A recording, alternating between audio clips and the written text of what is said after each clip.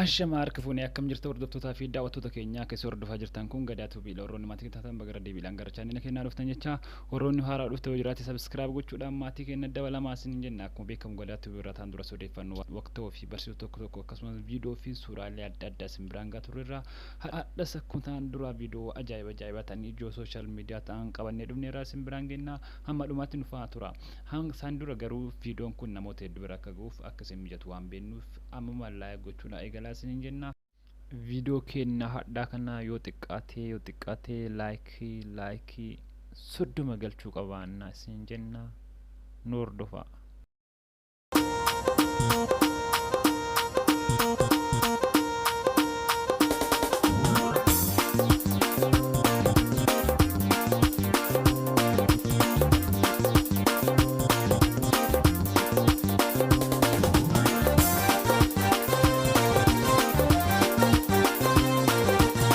hayika video kenna qabanne dhufne keessa dheenya kana Mansuur Jamaal sobaadha jedhamee social media haasa'u jira. Mansuur Jamaal maal sobe kan jedhu leelaaloo deebina inni lammataa immoo Fatiyaa jedhuudhaan social media irratti ijoo dubbitate turte dheenya kan lee ufajjisu malee jala jirti maaf ufajjisti akkasumas immoo Dr. Naafiyaa Dookna Abbaa Cabsaa Faati challenge tokko fidanii yeroo isaanis maal akka fidan wajjin ilaalaa noordofa. Mansuur Jamaal tana dura akkuma beekamu wantoonni an fayyadamu gatii qaalii yookiin brandii meeshaalee ta'an uffatoota akkasii suufni tokkichi kan 70 lakkaa'amu qalabatiin kiyyaa kan doolaara 30 maal jechuudhaan odeeffannoo maal jechuudhaan gurra guddaa yookiin ammootu uf jajuu guddaa keessatti kan ture dheenya kan ammootu an meeshaalee an fayyadamu gatii guddaa ta'uun qabaatu yoo xiqqaate maachi yookiin wal fakkaatoo ta'anii akkanaaf bareedan barbaada malee waagaa guddaadha yookiin gatii guddaa baasee bitu jechuudha haasee akkami kaa jechuu danda'e jedhaaranii viidiyoo inni dubbate mee laallee walitti deemnu noordo እና በጣም ዘንጣሃል ምንድነው ከዝነጣህ ጀርባ መንሱር ጀማል እንደሚታወቀው የባለ ብዙ ሱፍ ነው የባለ ብዙ አለባበስ ሰው ነውና በጣም ዝንጥ ብሎ መውጣት ነው እወዳለሁ ፋሽነብል ሰው አይደለሁም ግን ያለችኝ ነገር ማች አርጊ አሁን እዚህ ጋር እንደምታዩ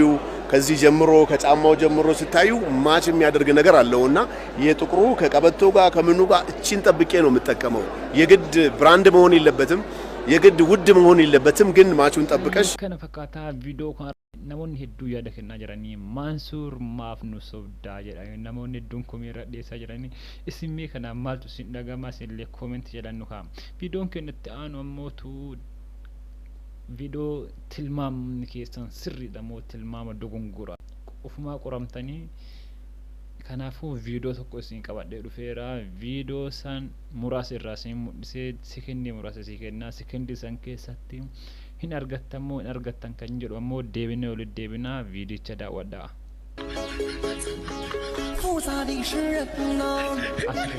maal jettan wanti kun maal isin fakkaata yaada kennaame tilmaama sirrii hundaafuu tilmaamni keessan sirriidha miti jedhee yaada viidiyoo hanga dhumatti daawwadhaa.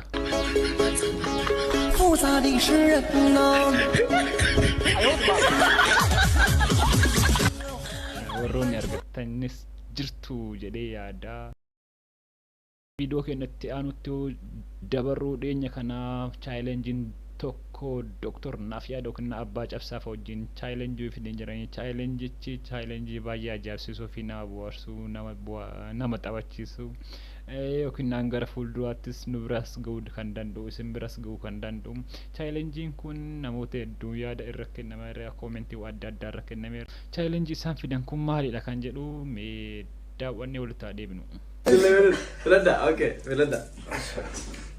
Bismillah. Ya Rabbi sadi mau maal dabbara maal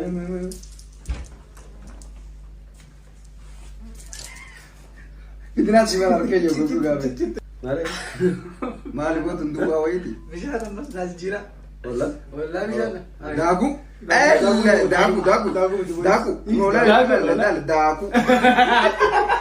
daaku دكتور هذاك مالتي بيجالي وقع سينتي خلاص عايجيرتو مالي جيجيرت عايجيرتو مش انا سين كنت جاي اشتري تقول ايه ايه خويا برافودي خويا برافو الله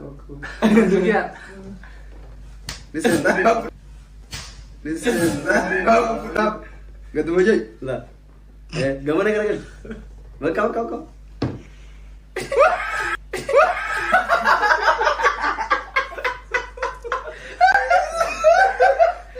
chaayilenjii isaan fidan kana fakkaataa haa ta'u garuu abbaa cabsaa daakuu dibanii waan garaa nama nyaatu.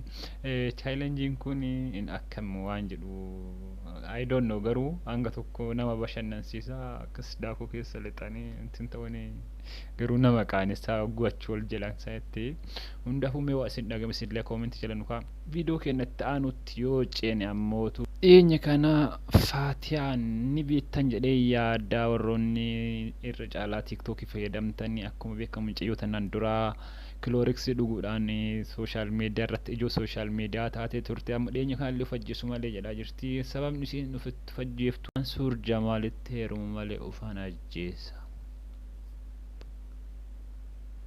jechuu jirti. Hadaraa keessanii uummanni naannawa san jirtanii keessumattuu diyaaspooraan keenya suudii jirtanii akka mucayyoon tu'uuf nu jalaan ajjeefne nu eegaa isiniin jennaa. Viidiyoo si ilaalla walitti adeemnu.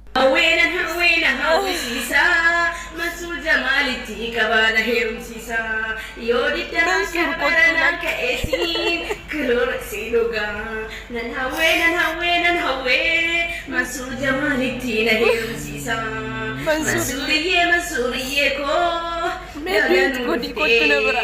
ana malee akka hin fuune amma laqa keen barbaadu Qoosaa si attimaa ijoollee akkana jaalala irratti qoosleetti maattimaa. yoo ati jiddee kana dhugee of balleessaayyuu. Viidiyoon isii kana fakkaata.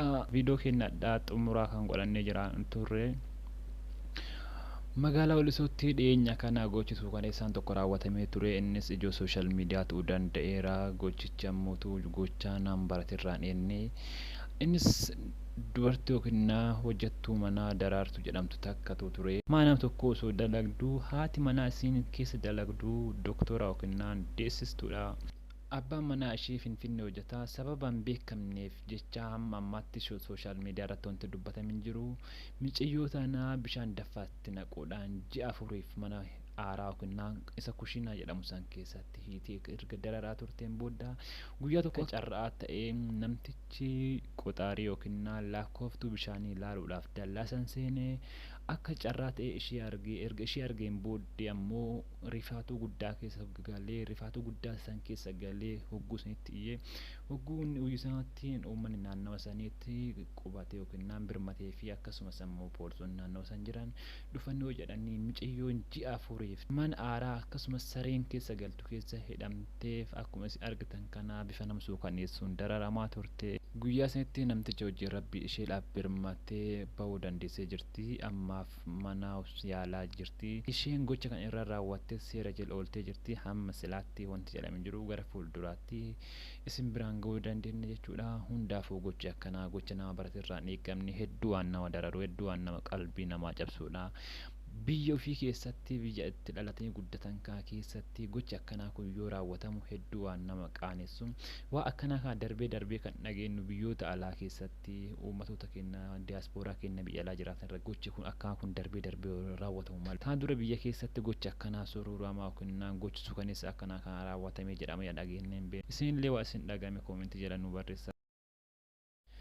Hayyeekaa kabajamtoota hordoftootaa fi daawwattoota keenya viidiyoo hadhaaf qabannee isin dhufne kanneen fakkaata hamma dhumaatti obsaa waan nu hordoftaniif galatoomaa isin jecha warroonni viidiyoo keenya laayik gochuudhaan namoota hedduu biraa akka gahuuf nu gargaara isin jenna. Hanga viidiyoo biraatti walitti deebinutti bakka nagaa tura.